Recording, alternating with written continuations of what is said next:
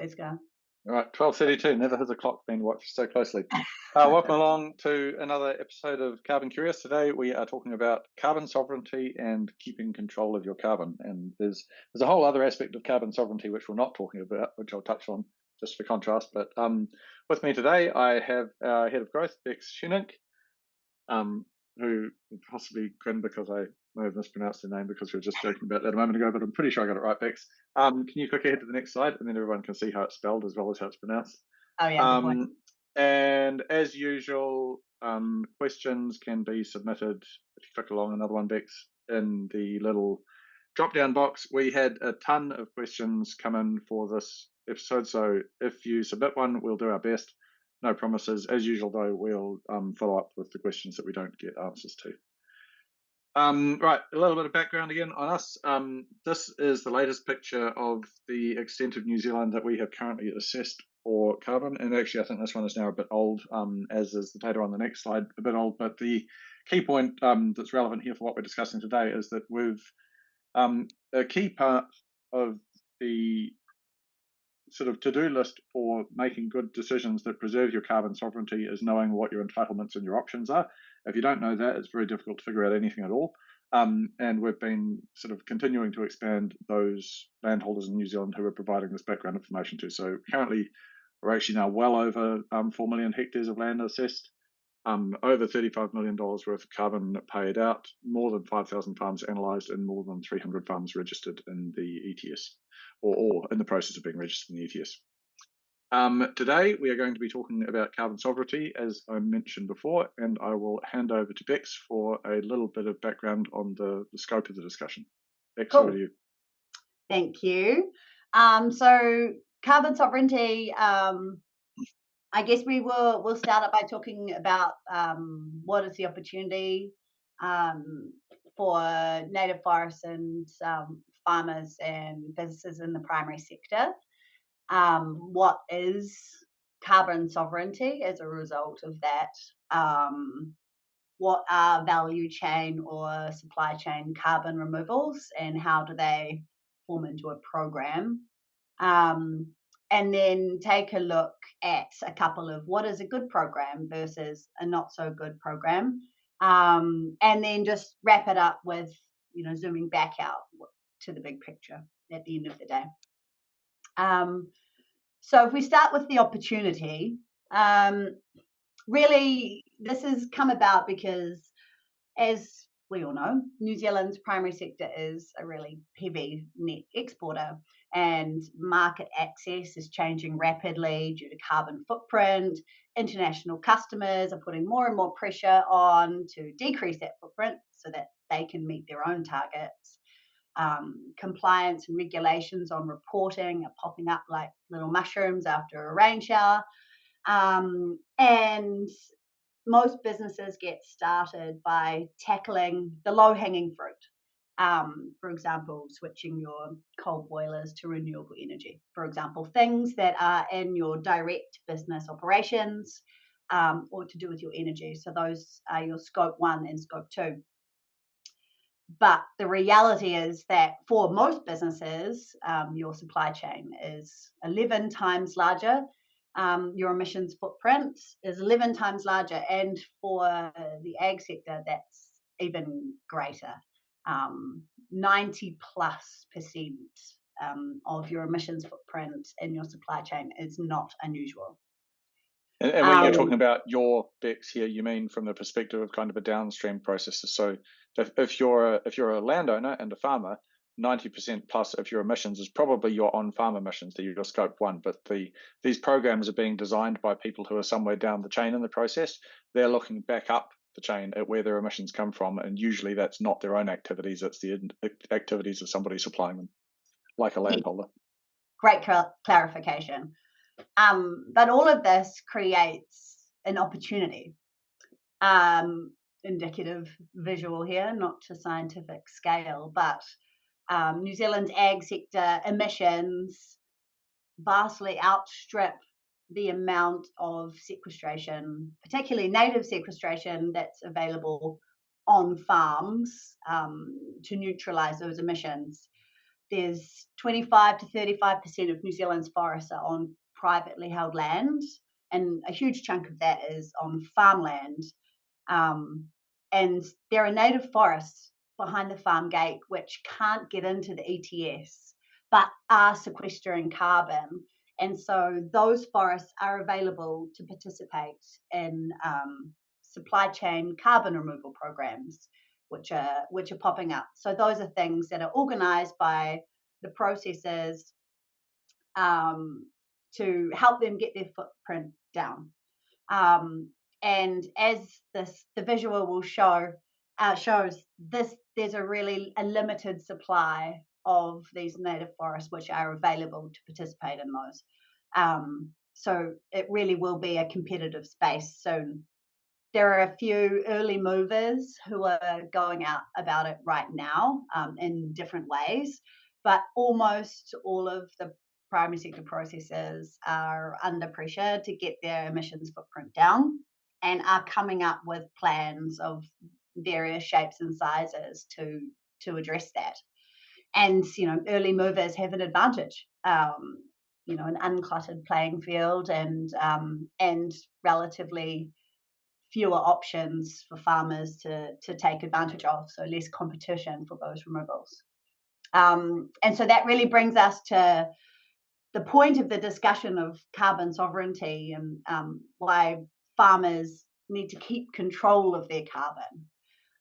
And so what are we calling carbon sovereignty? It's really that control. So you decide as a farmer or a supplier into those processors or exporters, you decide who gets what carbon and when.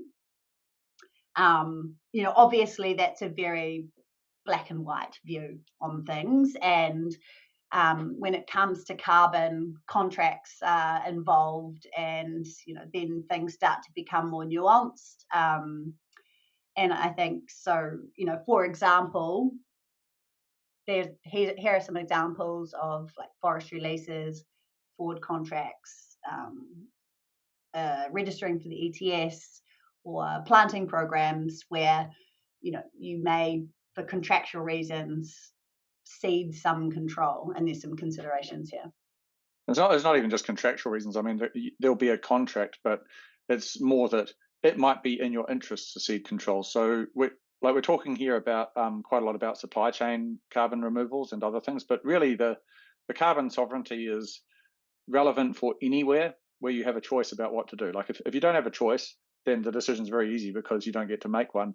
What's changing with this landscape is that in many countries there's little to no choice. In New Zealand, at least for a while now, we've had the choice between shall I register my forest in the ETS if I'm eligible to, or shall I not? And there's a lot to consider in that decision. But the more of these alternative programs come along, which are being prompted by incentives that various processors are creating to try and address their supply chain emissions, that means you have more choices, which means that you have more opportunities, which is great, but you also have more opportunities to lock yourself into something that you might later wish that you'd kept your options open. But I just want to kind of make super clear up front, we are definitely not against locking yourself into things per se. There's a lot of really good reasons to lock yourself into stuff. Like if you register in the ETS, you're locking yourself into the rules of the ETS. They're very restrictive. They have long-term implications. You definitely want to go into it with both eyes very, very widely open and know what you're doing. But it can make a hell of a lot of commercial sense. It's like, as long as you know what you're doing and it makes sense with your land use and you're happy with the commercial implications. Similarly, with a voluntary carbon program, it may well make sense under certain circumstances to lock yourself in. You just want to be thinking through parameters like, what am I giving up?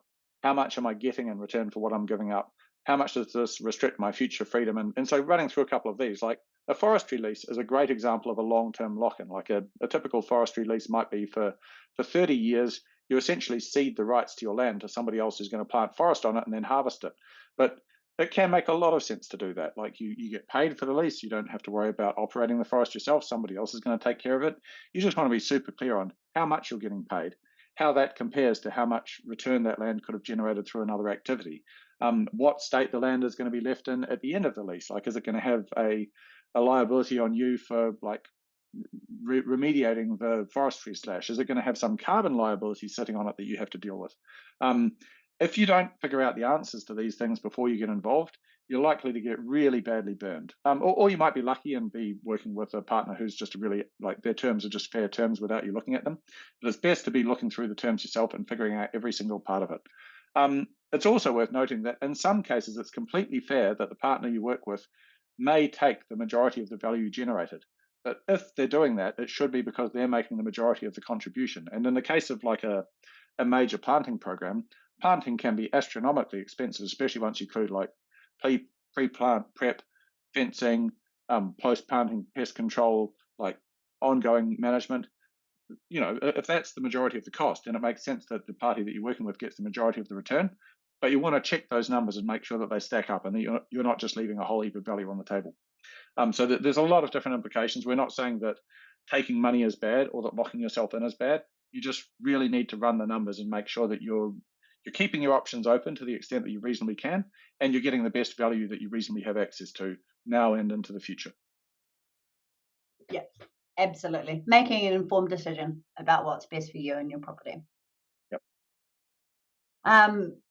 So supply chain carbon removals, what is their program and why is it coming up now? It's coming up now because many companies are setting net zero 2050 targets with an interim target of a reduction of typically around 30% of their emissions footprint by 2030. No one is expected to be net zero tomorrow, but the ability to show progress towards that goal as the pressure is coming on. And so a carbon removal program from a farmer's point of view is really being able to enroll multiple areas of your farm in multiple programs. For example, the ETS.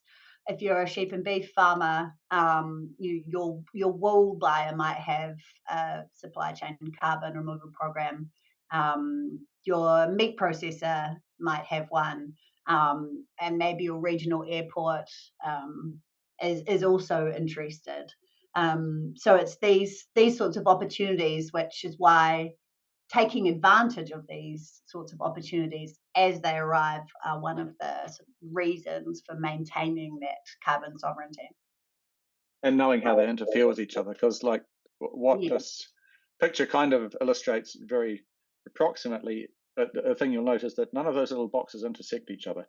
And that's where you can really get into trouble, and where the pain of kind of not considering your future flexibility kind of hits. Because if you register your entire property in the ETS, there's sort of various different potential interpretations of this, but one of them definitely is that your property is no longer, the carbon removals on your property are no longer available for claims under another carbon removal program, because you might end up counting them twice.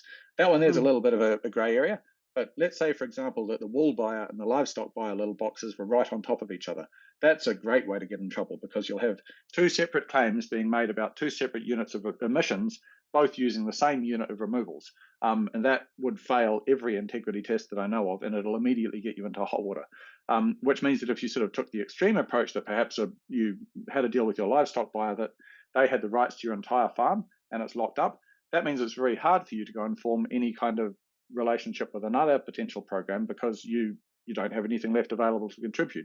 It's kind of tied in, and that's the situation you need to be super careful about in terms of the midterm implications. It may well make sense to do that for a couple of years on sort of a trial basis, or depending on the considerations, it could even make sense for a long term if you got a forward contract on terms that you're very happy with. But the worst case scenario, which we'll sort of get to later on, is that you give up everything in return for almost nothing and you're stuck. Like, that's not a situation that you want to end up in. Yeah. And it is possible to have happen if you sort of don't think through the options. And it used to be relatively simple, right? It used to be mostly just the ETS, relatively little action happening around in carbon offset. But as primary sector businesses increasingly look to their own backyard to get their emissions footprints down, there'll be more and more channels opening up. And aside from emissions, there are many benefits to processors and exporters for doing this. Stickier suppliers, more resilient supply chains, investing locally instead of sending money off overseas to buy offsets. So it really needs to be a win-win. And as a supplier, a grower, a farmer, you want to make sure that you can take advantage of opportunities as they arise because things are changing rapidly. So we thought we would just touch on some things which we believe makes a good carbon program. And there are really 5 key things. And Nick, feel free to jump in here as well. But clarity, flexibility, contribution, value, and alignment being 5 key things, and they cover quite a few elements. Starting with clarity. Do you know what everything means in your contract? The carbon markets can be filled with jargon. Do you really understand exactly what it is that you're signing up for? Can the person who's offering you the contract break it down for you clearly and simply?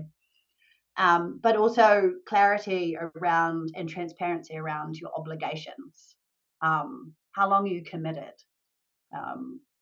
What are your commitments if you leave the program halfway through? What are you obliged to do to continue supporting the program as a participant? What happens if your trees fall down? If there's another Cyclone Gabrielle or a Port Hills fire, then what?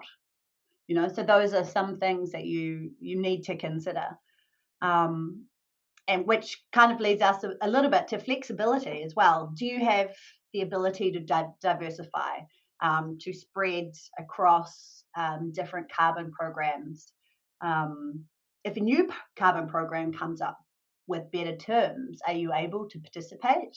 How much of your forest are you committing? Because when it comes to carbon, you're registering areas of forest. And so how much of that are you prepared to do each year? Can you leave the program entirely?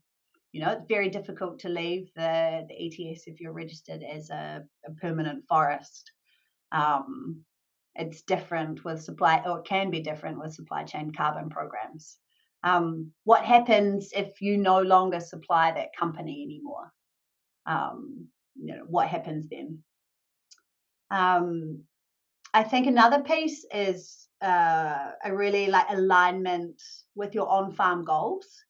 There's a great expression, no regrets areas. Are you committing areas of your land, areas of your forest, which you are definitely not going to be doing anything else with?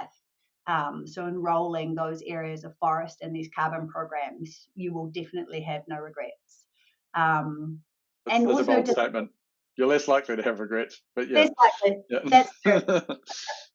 That's true. Not a guarantee of a zero regret future. Yep. That's true. No guarantee of a zero regret future. Is there an alignment of interest? If you support native regeneration, does the carbon program incentivize more native regeneration, or is it more around new planting? Some philosophical alignments, is a sign of a good program.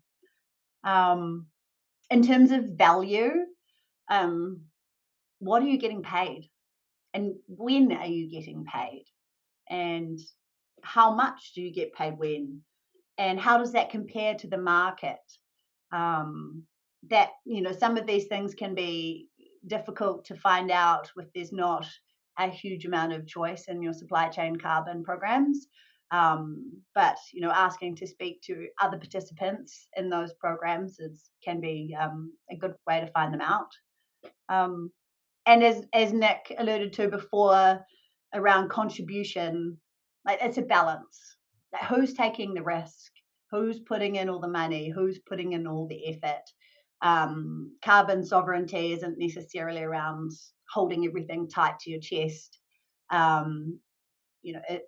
In contracts, there are some ebbs and flows, but it's around striking a balance that's fair, that you're happy with.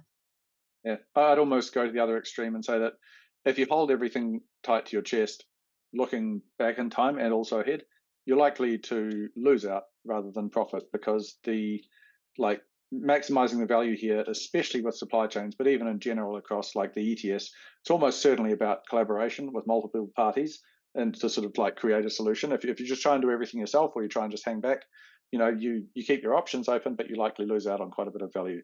Most of the value is likely to come by giving yourself the opportunity to collaborate. And actually across all of these, there's a sort of, they're all quite tightly coupled to each other. It's not like you can evaluate everything about clarity independently from flexibility, because if you've got a lot of flexibility, then it matters less if there are certain elements that aren't quite so clear, because it might be that you can just go, oh, that didn't turn out how I wanted. So a good example would be clarity around how much you're going to get paid in the future.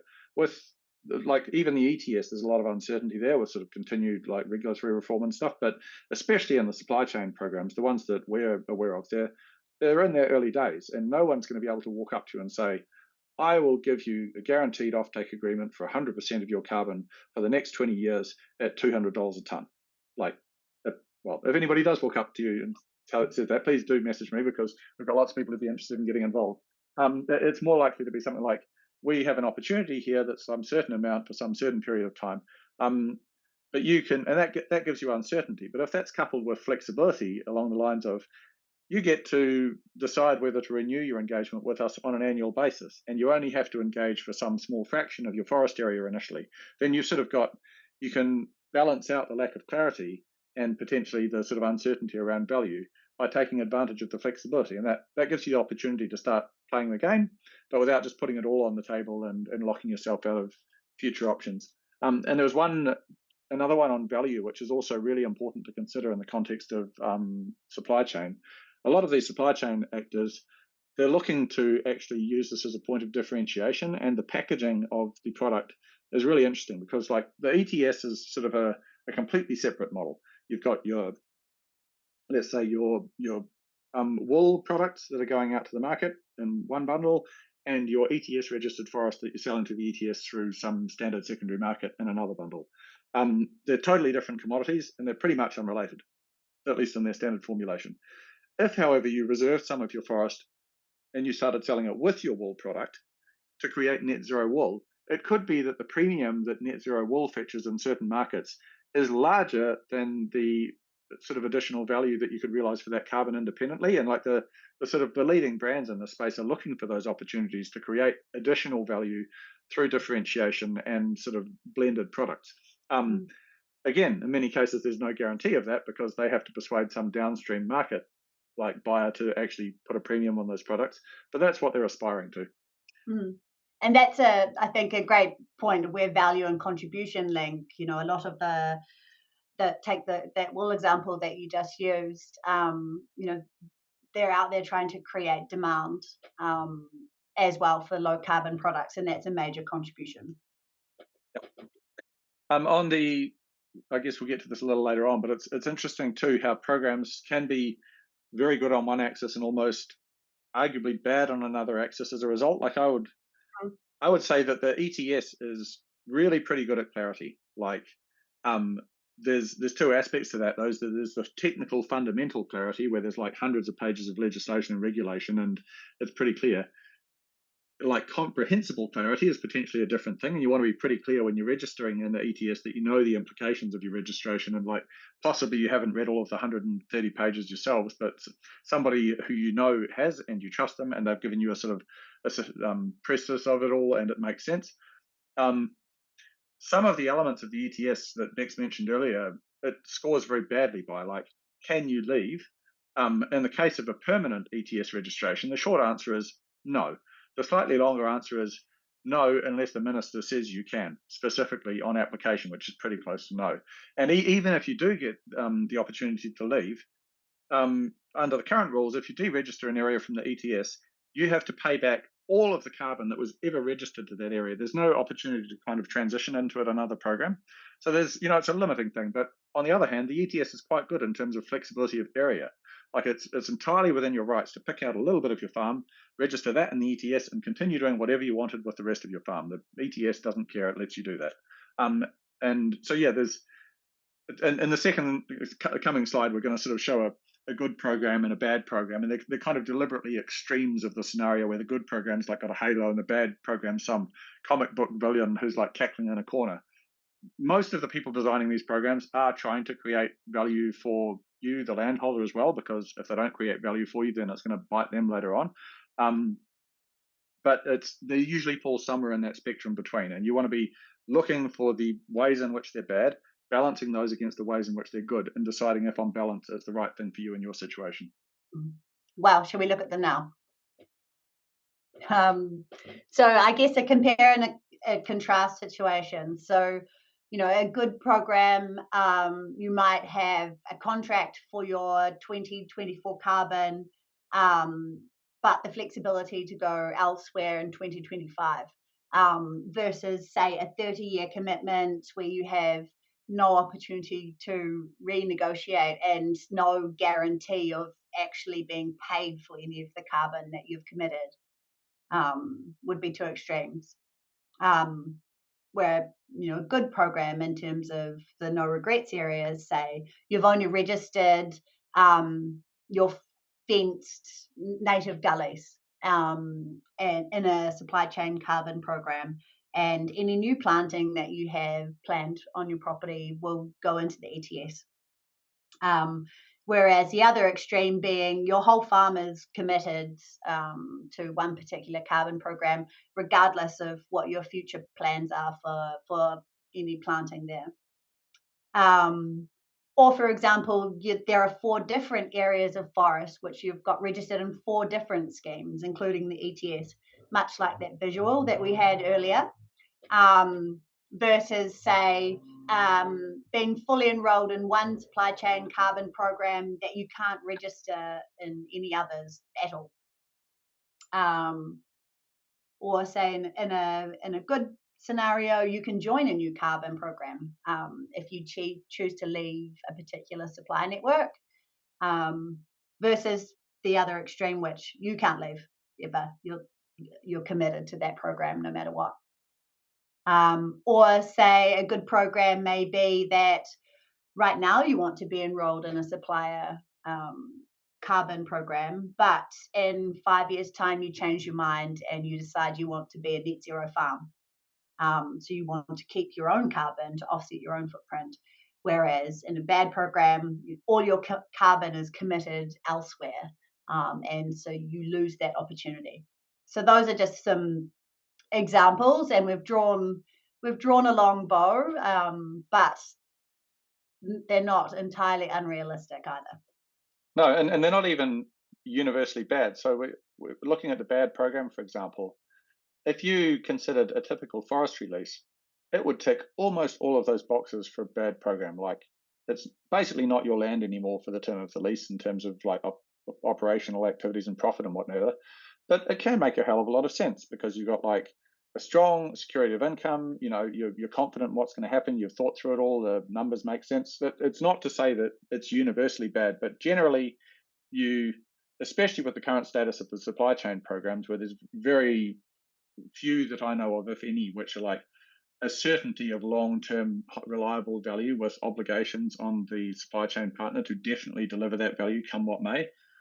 Given the uncertainty that generally exists, you want to make sure that you retain flexibility, because it could be that next year something better comes along, and if you don't put yourself in a position where you're able to reevaluate and move between offerings based on their competition, you're unlikely to get the best deal in the midterm, even if you got the best deal in the short term. I mean, especially talking to like active farmers, this seems like the most obvious thing in the world to point out, because you're in the business of like creating a commodity product and then picking channels to market for that product and potentially switching between suppliers based on who gives you the best deal. It'd be very unlikely that you'd sign into a 30-year supply commitment with someone without any, and in fact, as I understand in the dairy sector in New Zealand, there are laws against being able to do so. Like, you can't lock entities in to this extent. But even if you did, you certainly wouldn't do it if there weren't guarantees over what compensation you might receive. It was like, we own it all, but we won't necessarily tell you how much we're going to pay you for it. You just walk away immediately. And so it's really those extreme scenarios that you want to avoid and try and keep your options open. Yeah. And at the end of the day, as we sort of said before, it's about making the best decision and informed decision for you and your land. And the value will go to those who engage with the opportunity and not those who hang back. But it's making sure that, you're getting a fair deal. Things are changing rapidly in ways that can't necessarily be predicted. And approaching things in the same way as you would approach your livestock supply or your milk supply. Really, if it's not farmer friendly in the long term, everything is just going to backfire. So those are sort of the two key points that we want to leave you with. Is it fair and is it farmer friendly? Yeah, and those, I mean, those in the primary sector supply chains that we're talking to, these are two that we're like usually reinforcing, and they're usually very well received, because the processors who would be potentially presenting these programs to you, or if you're a processor and you're listening to this, the people you're designing for, they will know that it's going to be evaluated on these metrics. And even if you manage to get someone in for a first year, if it's something that kind of amounts to a land grab and you get them locked in, it's probably going to blow up in your face later on once they realize what's happened, and they're like seeing that there's better options available elsewhere, and they're kind of getting stuck where they don't want to be stuck.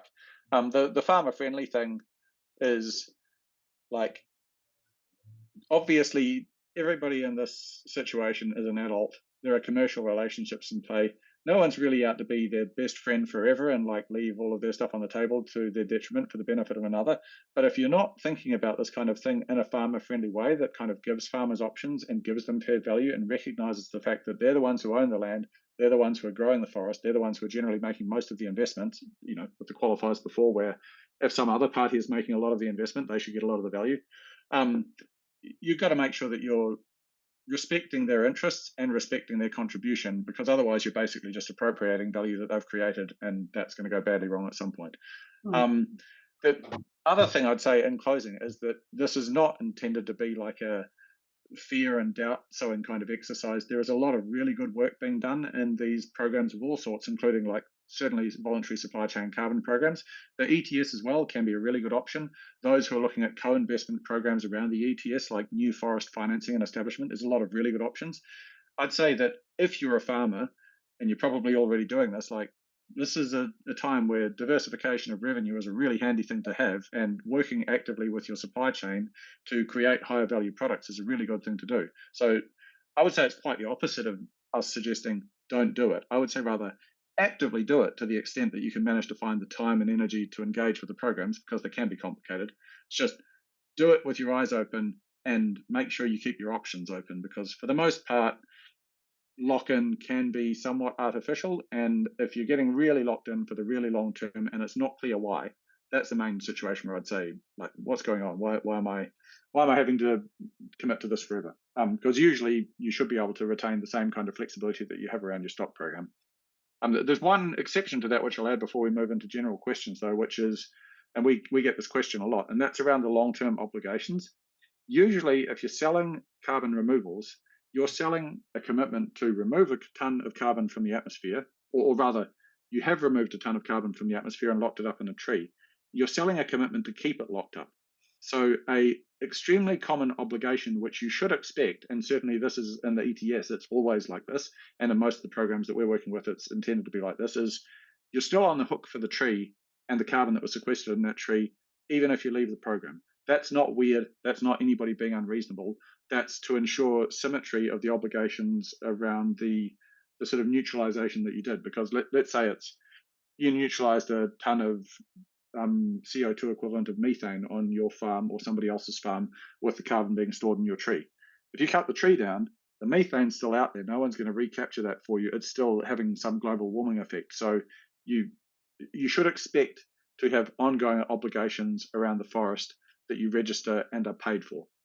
You shouldn't expect to have those obligations if nobody's paid you for it. Like, then it's just why would you restrict yourself? Yeah, that's a really good point. Cool.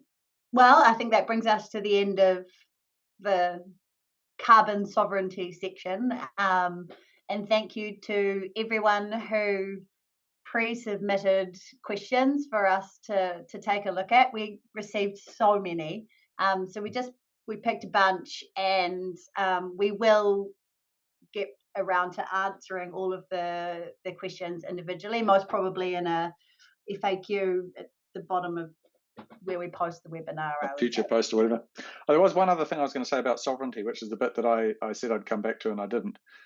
There's a separate topic of carbon sovereignty, which is sort of around the separation of voluntary schemes and national schemes and international schemes and international treaties. Like there are various issues, and New Zealand has the ETS. That's a state level scheme, and it's kind of like, in some cases, it resulted in a loss of sovereignty for those with pre-90 exotic forest. Like if you had pre-90 forest in New Zealand, that's exotic. Regardless of whether you registered in the scheme or not, regardless of whether you decided that you liked it and you wanted to be included or not, you're affected by your obligations for that pre-90 forest. So there's like the various decisions that states can make, which have genuine sovereignty over the land.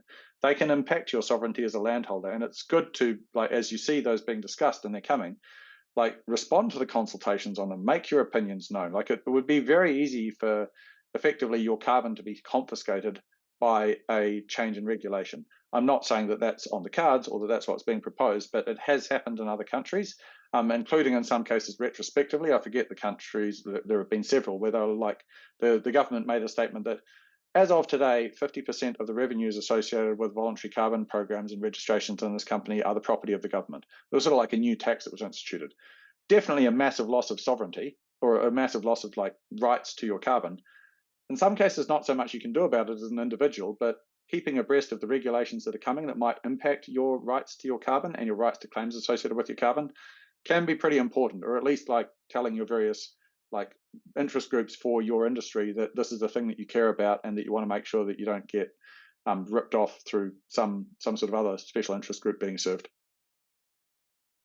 Good point. Sorry, Bex. I thought it was it's a whole other category. We're not going to get into it today. It's got ramifications of all sorts of things, but it could use the same label, and it's also super important. Thanks, everyone. And if anyone has any questions, follow-up questions, feel free to drop us a line via the website. Till next CarbonCurious, I guess. Thanks all. Enjoy the rest of your afternoon. Cheers, Bex.